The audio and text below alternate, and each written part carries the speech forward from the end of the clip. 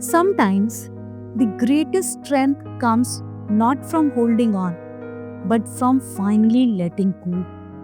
Welcome back to Letter to Krishna, where hearts speak their deepest truths to the divine Krishna. Today, we explore one of the most profound spiritual concepts, surrender. Not as defeat, but as the ultimate act of trust. Today's letter comes from Sumit, who discovered that sometimes our greatest breakdown can become our most beautiful breakthrough. His words remind us that Krishna doesn't always change our circumstances, but he always has the power to transform us through them. Let's listen to his journey. Dear Krishna, today I write not with questions, not with complaints, but with folded hands and a heart full of thankfulness. There was a time when I felt completely lost. I had tried everything: ambition, relationships, self help books, meditation apps, but nothing gave me peace. Every morning felt heavy, and every night ended with tears on my pillow.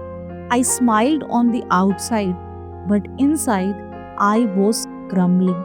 That's when, without even knowing why, I called out to you. No rituals, no mantras, just a broken voice whispering, Krishna, if you are real, please help me.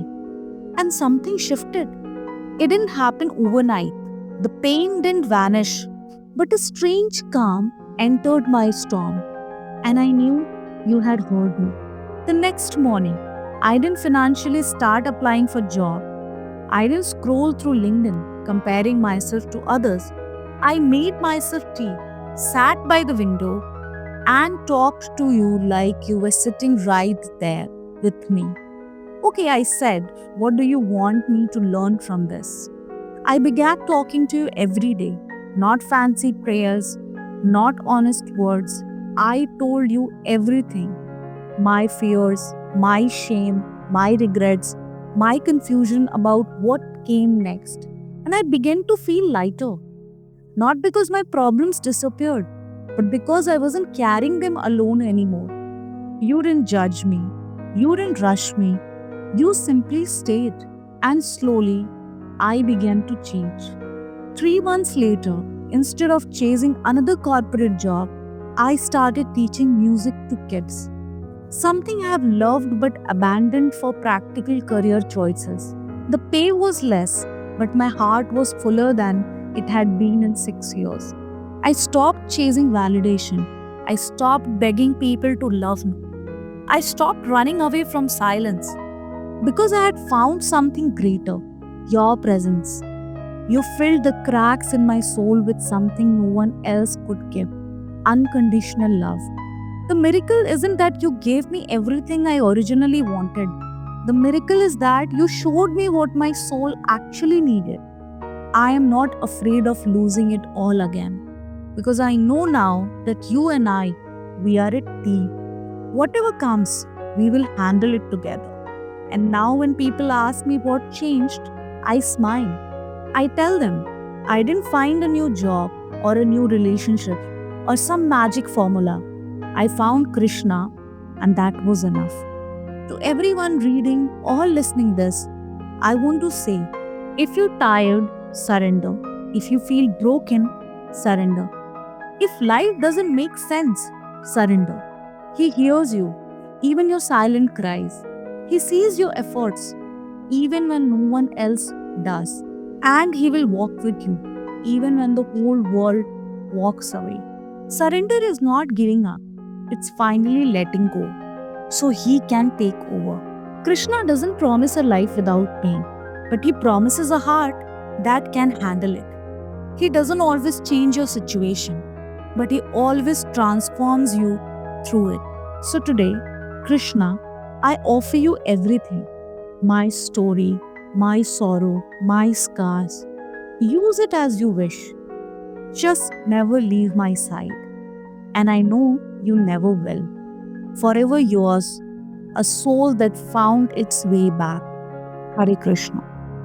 Sumit's story illustrates something profound about surrender. It is not about giving up our agency or becoming passive. It is about releasing our death grip on outcomes and trusting that there is an intelligence greater than our worried minds at work in our lives.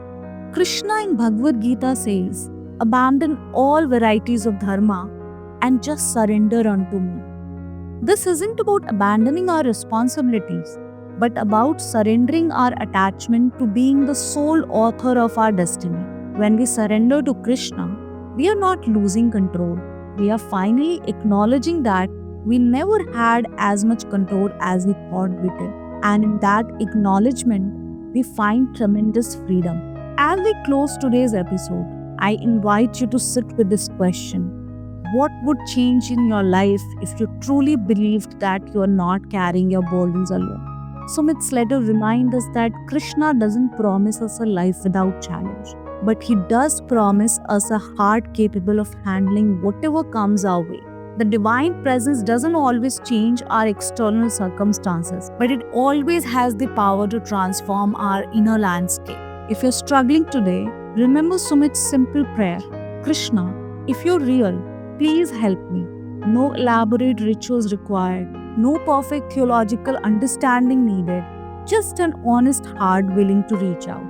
Sometimes the greatest miracles happen not when you finally get what you have been asking for, but when we discover that what we have been asking for was never what our souls actually needed.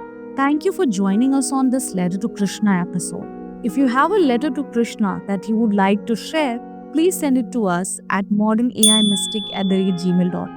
You can keep your name or stay anonymous. Every Saturday, in our Letter to Krishna episode, we will read your letters aloud with a personal response. And remember, you are loved beyond measure, held beyond your understanding, and never ever alone on this journey. Until next time, may you find the courage to surrender, and in surrendering, may you find the peace that passes all understanding. Hare Krishna and take care.